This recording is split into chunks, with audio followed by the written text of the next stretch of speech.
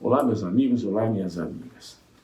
Ontem eu atendi uma pessoa no consultório, um rapaz, 50 anos de idade, jovem, né?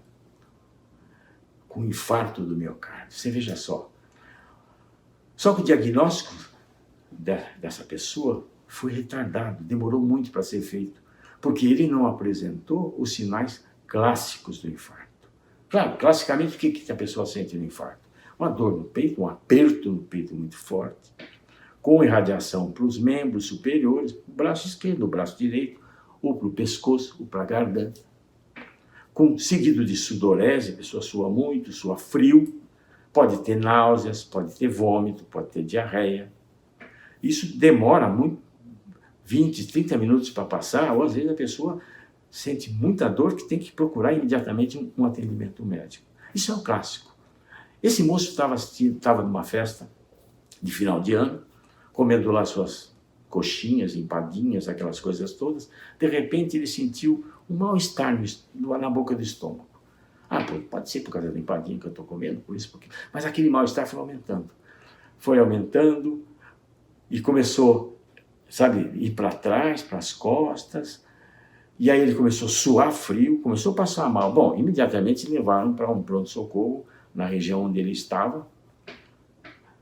E não reconheceram realmente o que estava acontecendo, porque tentaram fazer um eletro, não conseguiram, o aparelho estava quebrado, não conseguiam ver. Eu sei que, em resumo, demorou 11 horas para esse senhor ser atendido dignamente, para ser feito uma coronariografia, que é um exame de cateterismo, e se detectar que ele estava tendo um infarto agudo do miocárdio.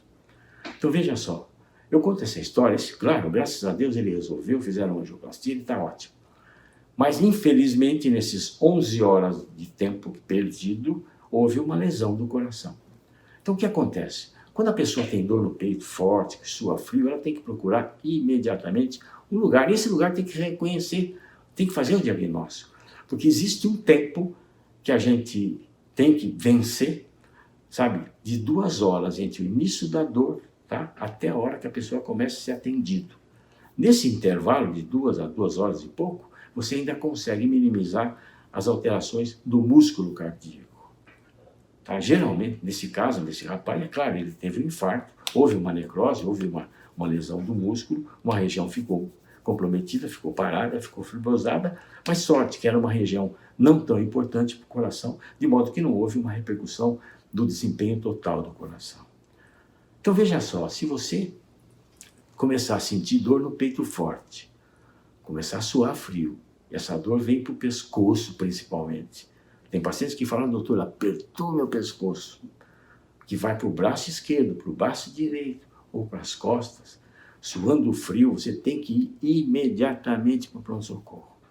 Não adianta ficar procurando muita situação. O que você pode fazer é colocar 2, 3 aspirinas embaixo da língua, mas ir correndo para o pronto-socorro, porque lá você tem que ser feito, tem que ser submetido a uma coronariografia, que é esse exame, para se resolver o seu problema, para evitar que você tenha uma lesão maior. Então, o infarto é uma coisa muito grave. 40% a 50% das pessoas que têm infarto, elas morrem antes de chegar ao atendimento médico. Qualquer lugar que esteja dentro do hospital, de onde for, porque acontecem arritmias graves que às vezes não dá tempo de fazer nada. Os restantes, a mortalidade diminuiu bastante hoje em dia, por conta desses procedimentos que a gente pode fazer, que é a angioplastia primária, não é? Pode fazer a trombólise, que é a injeção, a administração de produtos que diminuem, que fazem com que aquele entupimento do coração desapareça. E o acompanhamento do paciente no pós-operatório, no pós-infarto imediato, né? Durante o infarto, né? Que é a prevenção das arritmias e tudo mais, que podem levar, inclusive, à morte. O infarto é uma doença grave, como eu disse, mas absolutamente tratável e, principalmente, absolutamente prevenível. Você pode prevenir o seu infarto. Se você tem um histórico na sua família, por exemplo, de ascendentes diretos, né? Por exemplo, seu pai, sua mãe já tiveram infarto, você tem alguém na família que teve infarto com menos de 55 anos, se teve alguém na família que teve morte súbita, jovens. Então você tem um risco familiar. Você tem a genética para você terminar a doença. Só que genética, como eu sempre digo, não é destino. Somente 30% do problema se deve à genética.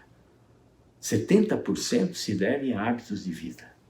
Então você pode ter um estigma genético, você pode ter o gene para ter a doença.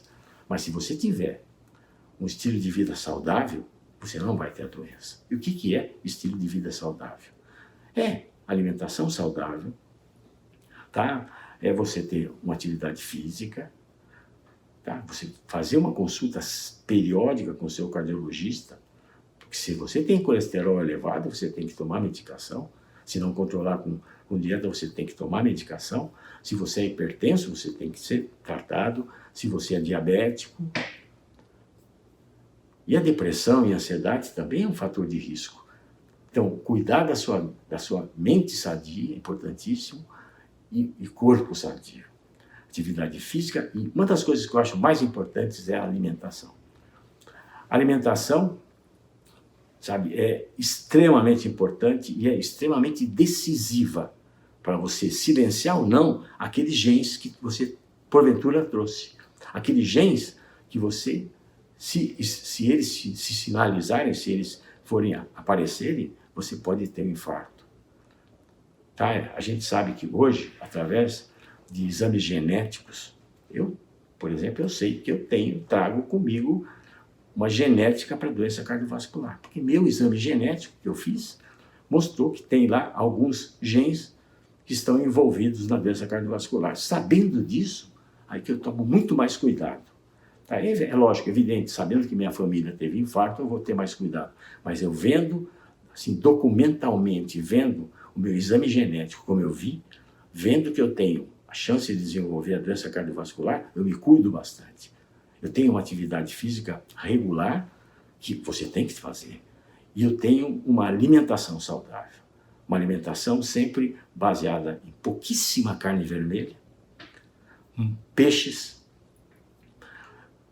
muitas frutas, legumes, grãos, azeite de oliva, que é espetacular. E eu digo para você, o azeite de oliva tem que ser extra virgem, e você pode cozinhar com esse azeite de oliva. Sabe, não é verdade isso que se dizia antes, que você, ao cozinhar com o azeite, você deteriora as qualidades do azeite. Não, você pode cozinhar. Na minha casa, a doutora Gisela orienta o pessoal de casa que se faça tudo com azeite de oliva. Tudo cozinha-se com azeite de oliva, e é o mesmo azeite que a gente cozinha, é o azeite que a gente usa na salada. Você pode tomar um copo, uma taça de vinho tinto, seco, tá? 100 ml no máximo, durante o almoço, durante a refeição. Isso vai te ajudar bastante, se você não for diabético. E comer bastante fruta, bastante legume, bastante grão, sabe? Evitar carne vermelha. Carne vermelha, se você puder abolir, é melhor. Ou se não, uma vez por semana tá bom. Tá ok? Então, se você fizer isso, comer com menos sal, que a quantidade de sal elevada também pode determinar o aumento, o aparecimento de hipertensão arterial. Então, comer com menos sal, fazer uma dieta hipocalórica, sempre sabendo que quanto menos você come, você vive mais. Comer menos para viver mais, ok? Muito obrigado.